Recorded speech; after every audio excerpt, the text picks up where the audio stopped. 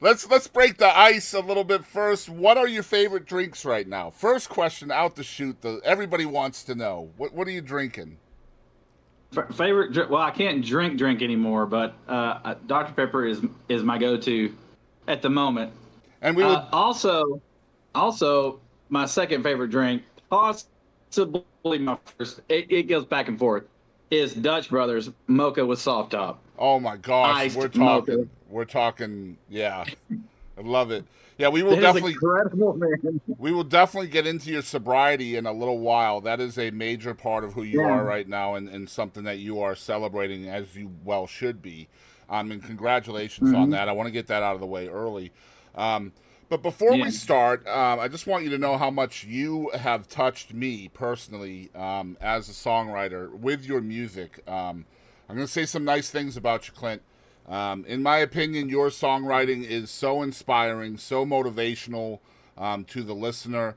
And I wanted to thank you for sharing your soul with not only me, but all of your fans and people that are just lucky enough to hear you.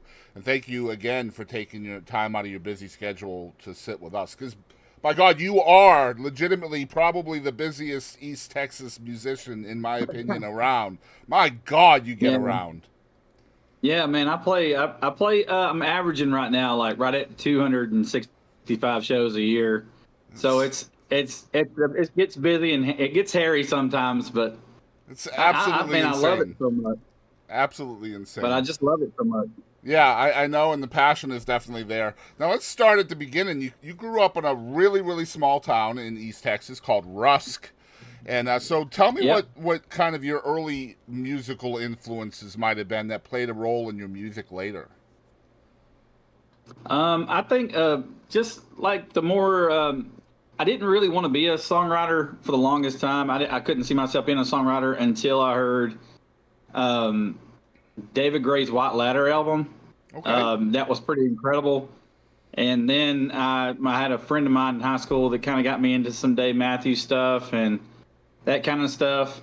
But then it just sort of branched out, and I ended up liking stuff like Pearl Jam and Soundgarden and stuff like that, you know. But I also leaned more towards my growing up. Later on, it kind of hits like James Taylor and Jim Croce, that kind of stuff. So it's like this real crazy mangled mashup of singer songwriters that don't sound anything the same. Right. But Were you yeah, were you something allowed like that. musical freedom as a youngster? Because I know there's a lot of, I mean, we're in the Bible Belt, so there can be a lot of Oh suppression when yeah. it comes to music. You know what I mean?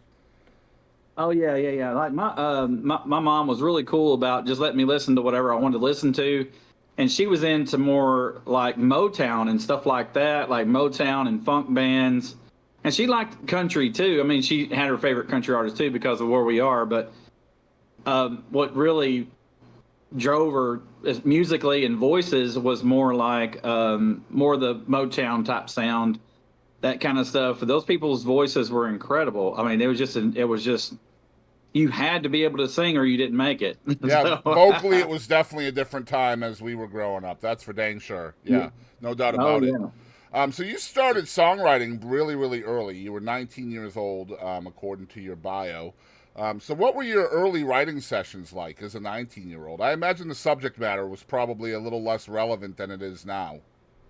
Yeah, it's a little bit less relevant. I would say writing session wise, I had a really good friend of mine in college who sat me down and was like, "Look, if you're gonna write songs, which you're I mean you're decent at writing songs, but if you're gonna write songs, those songs need to start clean, which it means on you start with no pedals and no distortion, no nothing.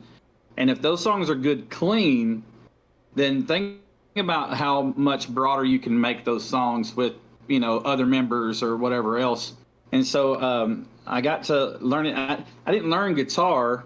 I played piano most of the time, so I'd written a bunch of stuff on piano, and I just started putting lyrics to that kind of stuff. And but towards the end of college, I started learning from uh, my friend there. He was like, "Man, just learn how to play these four chords, and then you can just do whatever you want to after that." So and then, later on it branched out until I got to my band, which was later on the Papers, and then I had an incredible group of guys that I played with there that allowed me to all kinds of freedom to do what I wanted to because they were so good. Like Yeah. every member was really good. So It's kind of like building a house, right? If you don't have a good foundation, the house isn't going to last very long. right, yeah. I mean, it was. I mean, when I can't say enough nice things about the guys that were in that band because they were, I mean, from rhythmic wise to allowing me freedoms to say what I wanted to say and do what I wanted to do, get as crazy I wanted to on stage. Then they were like, go, like it doesn't matter. Right. So And so that kind of now you have been known regionally for quite some time as somebody who can essentially write and perform music of pretty much just about any genre.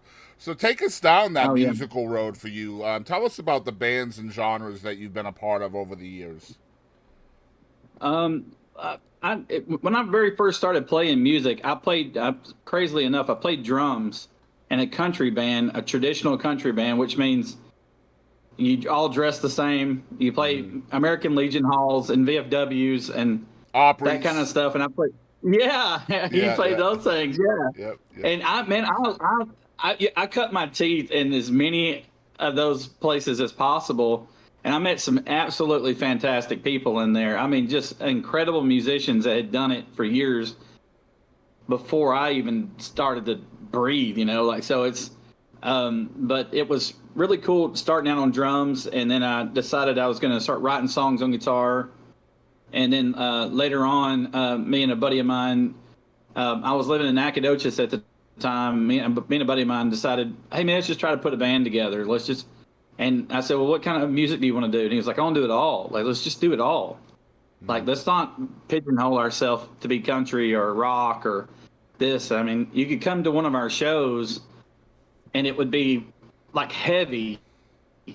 Like the very first song may be heavy, and then the next song may be country, and then the next song, and it's all original stuff. And then the next song may be like reggae or what, or Right. whatever else, My wife and I call that polygamorous. Yeah, yeah. Yeah. I That's a don't know really what. good term for that. I don't know why there's not like a huge band called Polygamorous yet. That'd be such a good band Holly name. Jammer. That's a great band name. Yeah.